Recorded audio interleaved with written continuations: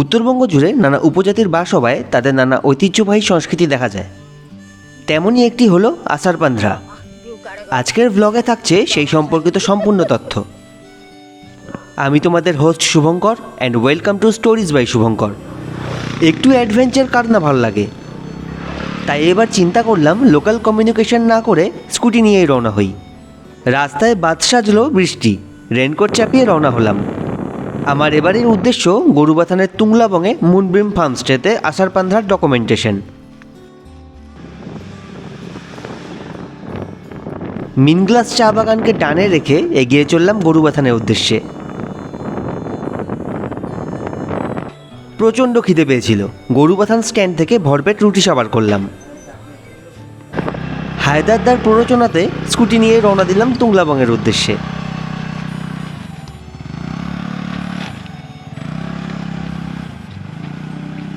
আপার ফাগুতে নতুন রাস্তা হচ্ছে। আপার ফাগু পার করে সদ্য টার্ন নিয়েছি। রাস্তা কোথায়, এ তো শুধু কাদা আর কাদা।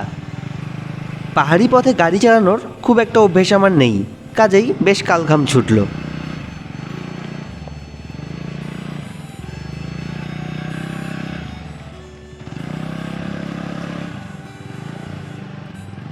বেশ অনেকটা স্ট্রাগল করে পৌঁছালাম তুংলাবঙের মুনব্রিম ফার্মস্টেতে। এটি ফারদেনদার পৈতৃক সম্পত্তি। 100 বছরেরও বেশি পুরানো একটি ট্র্যাডিশনাল লেপচা হাউস। ততক্ষণে লাঞ্চের প্রস্তুতি শুরু হয়ে গেছে। টোটোলাইয়ের ফুল বাছা হচ্ছে। পাহাড়ের ঔষধি গুণসম্পন্ন একটি খাবার। লাঞ্চ করার আগে একটু ফারদেনদার ঘর এক্সপ্লোর করলাম। এটা ফারদেনদার পৈতৃক সম্পত্তি, সুন্দরভাবে এখন ডেকোরেশন করা হয়েছে। এই বাড়িটার বয়স আনুমানিক 100 বছরেরও বেশি। এখানে বেশ শোকেজে নানা রকম বই, লেপচাদেরও নানা রকম বই। এই ট্র্যাডিশনাল লেপচা হ্যাট, এটা লেপচা ইনস্ট্রুমেন্ট। চলো এবার তোমাদের বাড়ির ভিতরটা দেখাই একটু। এখানে ওপরে ওঠার সিঁড়ি আছে, নিচটা কিন্তু মাটির।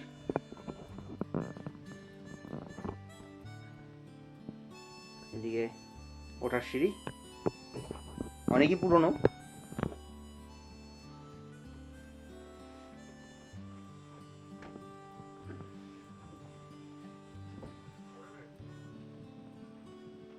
বাড়িটা কিন্তু 100 বছরেরও বেশি বয়স।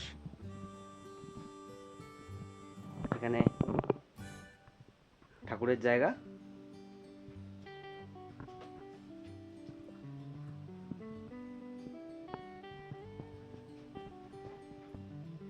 এখানে একটা বেশ সুন্দর ব্যালকনি আছে। এখানে একটা ছোট রুম।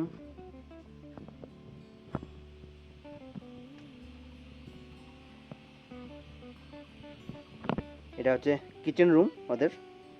এটা গেস্টদের জন্য বানানো। পেছন দিকে একটা গেস্টদের জন্য রুম আছে। আর এটা সুন্দর একটা ব্যালকনি।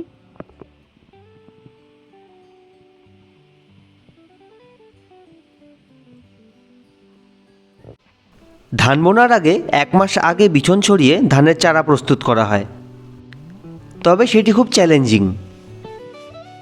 ফারদেন্দা জানালো আশেপাশে জঙ্গল থাকায় প্রচুর পাখি, ময়ূর, এমনকি তাদের পোষা মুরগিও সেই বীজে ভাগ বসাতে আসে। রীতিমতো পাহারা দিয়ে চারা গাছ বড় করা হয়। আসারপান্দ্রা থাকায় সেই চারা গাছগুলি তুলে প্রস্তুত করে রাখা হচ্ছে সেগুলিকে বোনার জন্য।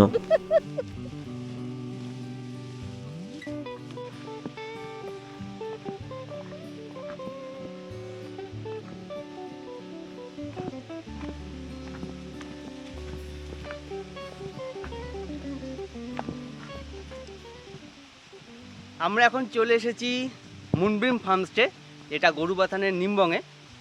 কালকে আসারপান্দ্রা সবাই মিলে, এরা গ্রামের সব কমিউনিটি মিলে ধান বুনবে। এরা ধানের চারা বোনা হয়েছে উপরে, সেটা তোমরা দেখলে।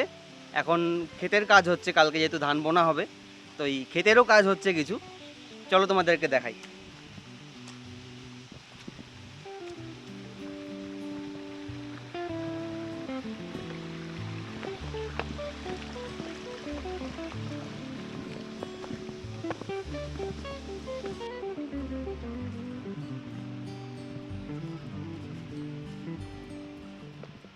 কালকে এই মাঠেই আষাঢ় পান্দ্রা হবে, এখানেই ধান বোনা হবে, কিন্তু যেহেতু এই ঘাস আর আগাছা হয়ে আছে, তো সেই জন্য এই জায়গাটা এখন পরিষ্কার করা হচ্ছে।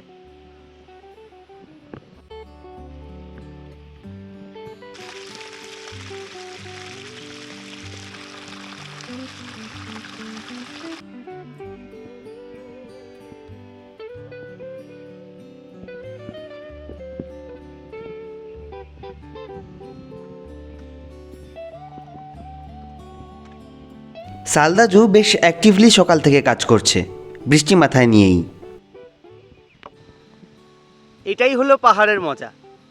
একটু আগে বৃষ্টি হচ্ছিল, এখন আবার রোদ। প্রচণ্ড খিদে পেয়েছে, এবার শুরু করা যাক। মেনুতে লোকাল ঘি, ডিম সেদ্ধ, ডাল, কুয়াশের ডগা, টোটোলায়ের ফুল ভাজা আর আমার ফেভারিট শিষ্ণু। দীর্ঘ প্রতীক্ষার পর অবশেষে শিষ্ণু। এতদিন রিল দেখে মাথা খারাপ হয়ে গেছিলো, যে আজকে ফাইনালি ফারদানদাকে বলার পরে শিষ্ণু ম্যানেজ করে দিল। তো শিষ্ণু এখন ট্রাই করব। ট্রাই বলতে কি, আগেও খেয়েছি, তো অনেকদিন পরে খাচ্ছি আর কি। জাস্ট অসাধারণ, দারুণ খেতে, এই জন্য আমার এত ফেভারিট। হুম হুম।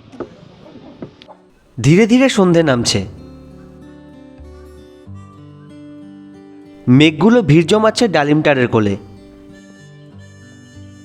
ফার্মে এবার অনেক ভুট্টা হয়েছে, সেই ভুট্টা ছাড়িয়েই পোড়ানো হবে।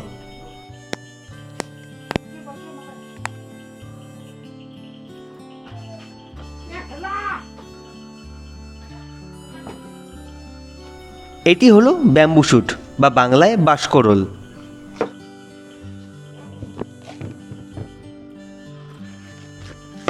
হ্যাঁ, রাতে বাঁশ খাওয়া হবে।